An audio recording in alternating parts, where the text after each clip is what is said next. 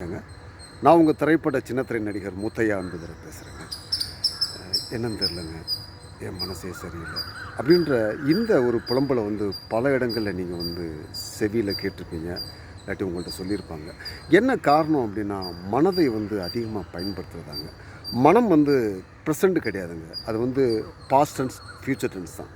கடந்த கால வருங்கால நினப்பு தாங்க நமக்குள்ளே ஒரு சிந்தனையாக ஓடிக்கிட்டே இருக்குங்க. இப்படி இருந்தோமே, நம்ம ஏன் இப்படி இருந்துடக்கூடாது, நம்ம நாளைக்கு அப்படி இருக்கணும், இதே சிந்தனை தாங்க நம்மளை போட்டு அப்படியே வாட்டிக்கிட்டே இருக்குங்க. இதுக்கு தீர்வு அப்படின்னு ஒன்று பார்த்தீங்கன்னா, ஒரே விஷயந்தான் சொல்லலாங்க, தியானம் மட்டும்தாங்க. கவனிக்கிறது, ஓடுற எண்ணங்களை கவனிக்கிறது ஒன்று தான் இதுக்கு முழுமையான தீர்வு. அது எப்போவுமே ஓடிக்கிட்டே தாங்க இருக்கும். அதுக்கு ஒரு நிரந்தரமான சொல்யூஷன் சொல்ல முடியாது. தியானம் பண்ணாமல் இருந்தீங்கன்னா மறுபடியும் ஓட ஆரம்பிக்கும். அது இந்த எப்படி சொல்லணும்னா, இது ஒரு சூட்சுமமான ஒரு விஷயங்க. இது மனசு அப்படின்றது அது ஆன்மாலேருந்து வெளிப்படுத்தக்கூடிய ஒரு ஒரு ஒரு ஒரு ஒரு அதிசய சக்தின்னு சொல்கிறார் பகவான் ரமணர். என்ன ஒரு விஷயம்னு பார்த்தீங்க அப்படின்னா, இப்போ சிலந்தி பூச்சி பார்த்தீங்க அப்படின்னா, அதுதான் கிரியேட் பண்ணுது அந்த வலையை.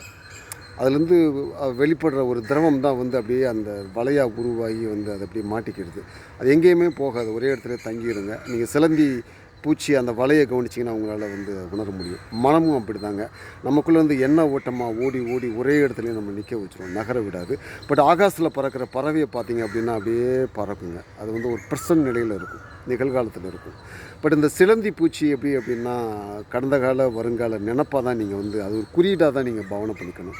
மனதுடைய குறியீடு தாங்க இந்த சிலந்தி வலை, சிலந்தி பூச்சி, இந்த ஆகாச பறவை எல்லாமே. ஸோ இயற்கை உலக எண்ணமற்ற நிலை தாங்க, மனமற்ற நிலை தான் ஒரு ஒரு சந்தோஷம், ஆனந்த நிலை. அதுதான் நம்மளுடைய இயல்பான நிலை கூட.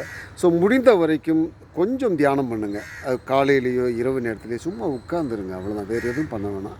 நீங்கள் விடுற மூச்சை கவனித்தாலே போதுமானதாங்க. அதுதான் உங்களை ஒரு நல்ல ஒரு தெளிவான நிலைக்குள்ளே உங்களை கொண்டு போகும். இல்லாட்டி ஓடிக்கிட்டே தாங்க இருக்கும். எப்போவுமே மனம் உங்களை அப்படியே அழுத்திக்கிட்டே இருக்கும். மனம் ப்ரெசன்ட் கிடையாது, தாட்லெஸ் தாங்க ப்ரெசன்ட்டில் இருக்கிற ஒரு நிலை.